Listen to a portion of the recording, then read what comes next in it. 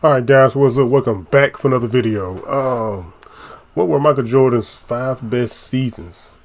Quite sure most of these were the ones he won championships, but we're gonna get deep into these 5 best seasons.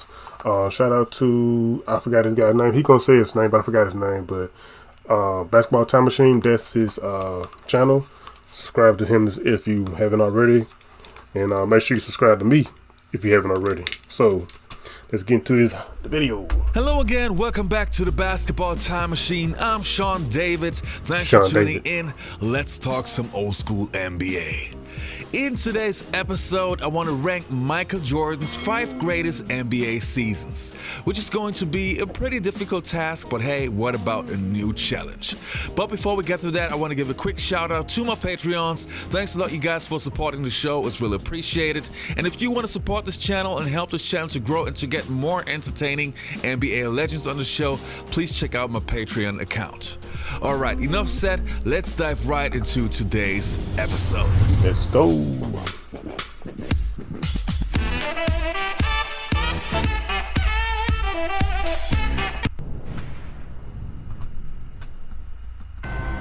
To compete, to win, that's all I live for, really. When you lose, you're easily forgotten. And I don't think anyone want to go to that grave forgotten.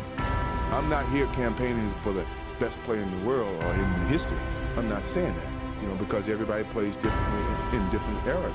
All they talk about the Chicago Bulls is about Michael Jordan, the outstanding rookie from North Carolina.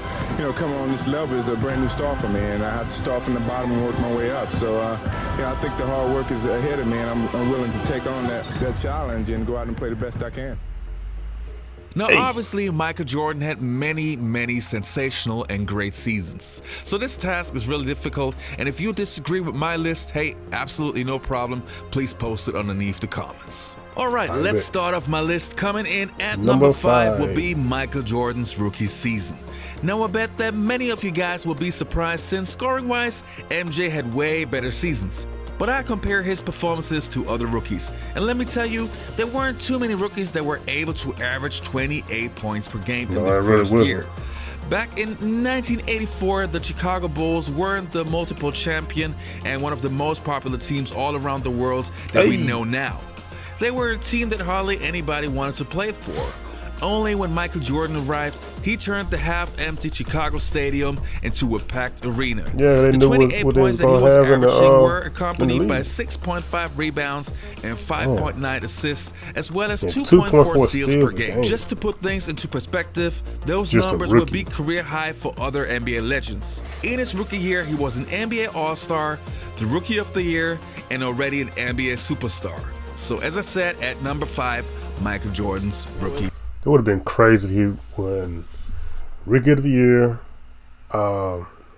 MVP, All-Star MVP, Defensive Player. Man, that would have been crazy if he won all those. It can be a spectacular night for the Bulls as Jordan has come up with another Michael Jordan. Dog with possession. Nice cross-court feed. Jordan going and throws it up. He wasn't playing like a rookie, man. There's great defensive effort by Jordan. He was not playing like a rookie. Driving all the way in. Oh, good. An unbelievable move. He put it in and counts. They sitting around like, man, Believe that. are you Listen serious? to the crowd here now. Everybody is up on their feet. Jonathan Culver He almost just stole it. screaming. Now watch him drive to the hoop. A great job by Smith. He grabs it across the arm. And next on my list, coming in at number 4, was the 1991 Switch NBA hands. season. Left hand. Hey. The year when Michael Jordan won his first NBA championship, and I have to say it was a very special year and a very important year for his development. Here's what I mean. When you make such a list, you can't just go by numbers, but you also have to evaluate his level of He play. averaged 32 points a game, 1991, 6 Michael rebounds, 6 Jordan was assists, turning 3 from this steals. incredible scoring machine into a team player who was starting to trust his teammates. He was still averaging 31 points per game and was the scoring champion of the entire league, and the way he played was way more well-rounded. He would find the open man, which you could see in the NBA Finals against the Los Angeles Lakers when he passed the ball to the open John Paxson. But in general, I have to say he was just a better player, and he was awarded with his first NBA championship and another MVP trophy. Young blood's got no sense of history.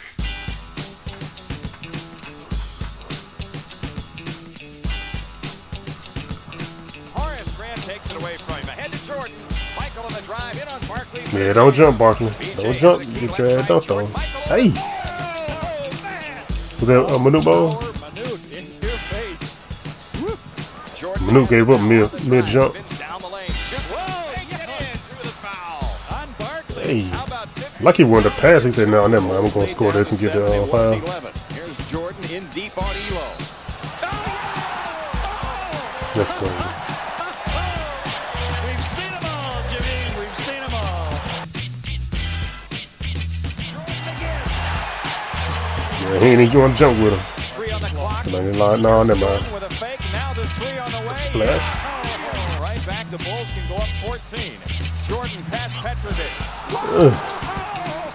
don't care how good you put English on. It doesn't work, guys. Try it. Just squeeze between the two and just flicked it up. Jordan around Reggie Theus, runs on this Cartwright screen. Michael goes up. Howard slams the ball over Chris Dudley. They jump on Ryan Shaw's lazy pass picked off by Jordan. There we go. Next on my list and coming in at number 3 was the 1987 season. Again, a year that was very special to Michael Jordan. In the 1986 season, Michael Jordan could only play 18 games while only averaging 22 minutes per game because of his broken foot and a torn ACL. But Michael wanted to prove the entire league that he was back and could dominate the entire league, which he did. He was averaging 37 points per game and was by far the best scorer in the entire NBA. Nobody could guard him. And even though assists-wise it was one of his weaker seasons, just to prove that you can come back from such a serious injury and average 37 points per game was simply outstanding. Yeah, that's crazy. Now, next on my list, coming in at number 2 is the 1988 season. Get shit out of here. This season has to be one of the most spectacular accomplishments in sports history, period.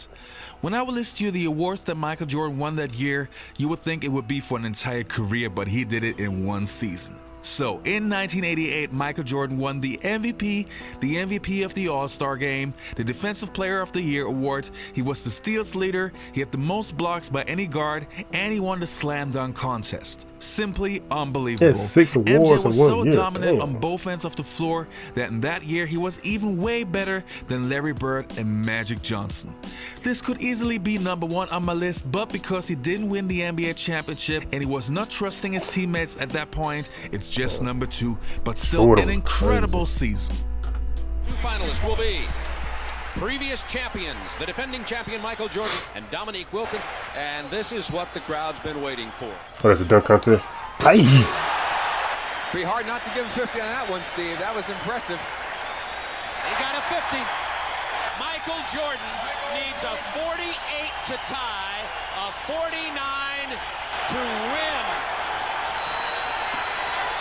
He didn't even run that fast. He was like he just jogged. Let you know what they think of it. Now we will wait for the judges. He brought it back beside his head. They gave Jordan a 50. He defends his championship. Now, here it is. Coming in at number 1 is the 1996 season. 1996. Now, let me explain. As I mentioned before, when you do such a list, you can't just go by numbers. You have to take a look at the player and see what was he able to do. This season, to me, was Jordan's peak. Even though he was not averaging 37 points per game in that year, he had simply the total package. His experience and his basketball IQ were just from a different planet. He was so dominant without forcing it. He was sharing the ball a lot more, trusting his teammates, and could turn it on and off at will. He was simply the best player ever, and especially in that season. Every time he touches the ball, you just say, how can it get any better? Ling on top. Knocked away, bring it in. Dennis gives it to Mike. Hold on, guys. Oh, them bad guys. My mom called me. Hey. We saw that at the All-Star All-Star game and he won a CFL title. That's a good point. He's very tactical and very efficient with his movements. Ooh. There was no wasted space. There weren't any wasted dribbles. I mean, he was very surgical. Jordan over Rivers. That fadeaway was stupid. Good outlet pass to Ronnie Harper. Hey. Oh, excuse me. Alright, you guys, that was it for today's episode. I hope you enjoyed this video. Please do me a favor. Alright, like you said, that was it for the video. But shout out to Johnny Arnett. No, whoa, this is not Johnny Arnett. Shout out to things like Isaac or something. I forgot his name. I'm sorry, guys. I forgot your name, but Basketball Time Machine. That's the name of his YouTube channel. I'm sorry. Wow. Anyway, thanks for watching, y'all. Subscribe if you're new. Let me know what you think about Jordan's 5 best seasons. Is this accurate? It might be, because this is way back then, way back when. But he averaging 35 points at one point, 37 at one point. Jordan has some crazy stats, man. Won a lot of awards and stuff, man. That's why he's the GOAT. But hey, not finna start that argument. Stay tuned for more videos, and peace.